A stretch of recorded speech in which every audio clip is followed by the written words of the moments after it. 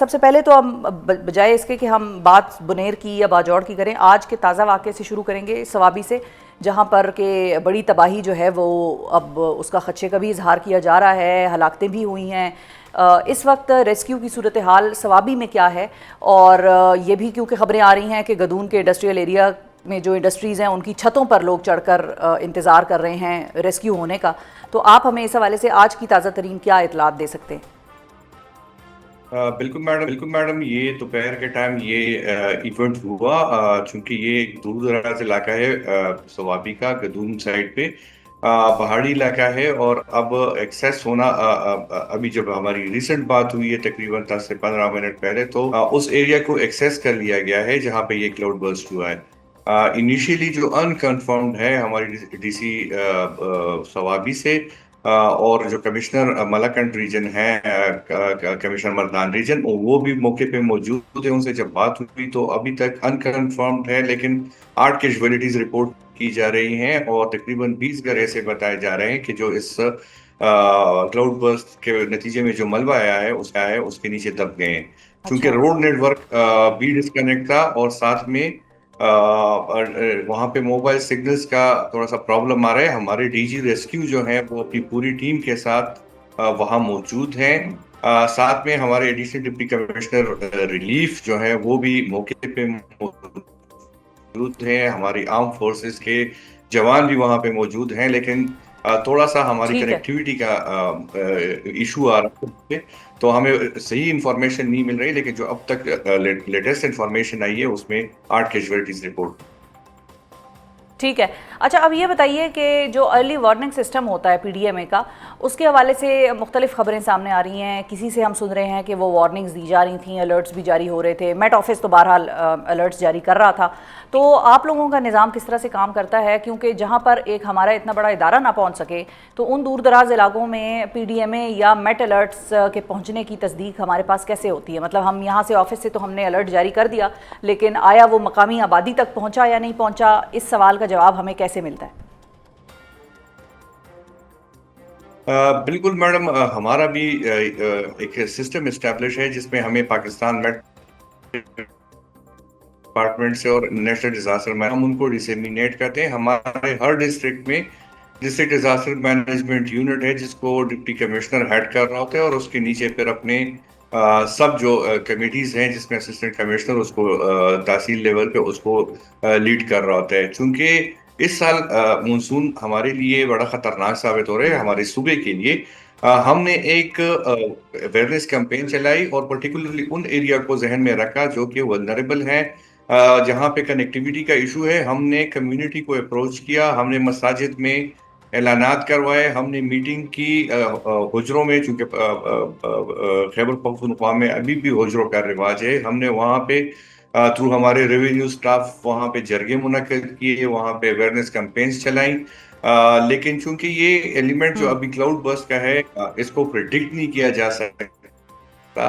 اب ملاکنڈ ریجن میں یہ 7 ڈسٹرکٹ میں کلاؤڈ برسٹ کا ایلیمنٹ ہوا، اور آج جو ہے بالکل مردان ڈویژن میں ثوابی جیسے علاقے میں یہ کلاؤڈ برسٹ کا ایلیمنٹ ہوا، اچھا، تو تو اس کو پریڈکٹ کرنا خٹک بالکل۔ صاحب، جو ہم فلیش فلڈز کے بارے میں تو بات ہوتی ہے اور اس کے بارے میں خیبر پختونخوا اکثر اس کا نشانہ بھی بنتا ہے، کیا ہم کلاؤڈ برسٹ کو کسی طور پر اینٹیسپیٹ نہیں کر سکتے؟ ہمارے پاس کوئی میکینزم ایسا نہیں ہے، چاہے میٹ آفس ہو یا چاہے ہمارے این ڈی ایم اے پی ڈی ایم اے کے ادارے ہوں، کہ جو یہ بتا سکتے تھے ہمیں کہ کلاؤڈ برسٹ ہو سکتے ہیں اور ان کا یہ امپیکٹ ہوگا؟ یہ چیز نہیں ہے ہمارے پاس اس وقت سہولت؟ میڈم، ایکوریسی کے ساتھ آپ بالکل اس کو، پوری دنیا میں یہ سسٹم نہیں ہے کہ آپ کلاؤڈ برسٹ کو ایکوریسی کے ساتھ پریڈکٹ کر سکیں۔ ہمیں اچھا، جو پاکستان میٹ کی طرف سے ایڈوائزریز آتی ہیں اس میں ریجن وائز یا ڈسٹرکٹ وائز اس میں مینشن ہوتا ہے کہ اس ڈسٹرکٹ میں یا آیا ایوریج بارش ہوگی، بلو ایوریج بارش ہوگی، یا ہیوی رین ہوگی۔ ٹھیک ہے۔ وہ ہمیں ہر جو مونسون کا اسپیل آتا ہے اس سے پہلے بھی آتی ہے، اور پھر اگر کوئی ویدر سسٹم ڈیولپ ہوتا ہے تو ہمیں این ڈی ایم اے کی طرف سے الرٹ آنا شروع ہو جاتی ہے، اور ہماری ڈسٹرکٹ ایڈمنسٹریشن آن ٹوز ہے پورے مونسون سیزن میں، اور جیسے ہی ہمیں یہ انفارمیشن ملتی ہے ہم تھرو واٹس ایپ گروپ ڈیسیمینیٹ کرتے ہیں اپنے ڈسٹرکٹس میں، اور وہ پھر فردر نیچے ڈیسیمینیشن اعلانات کے ذریعے کرتے ہیں۔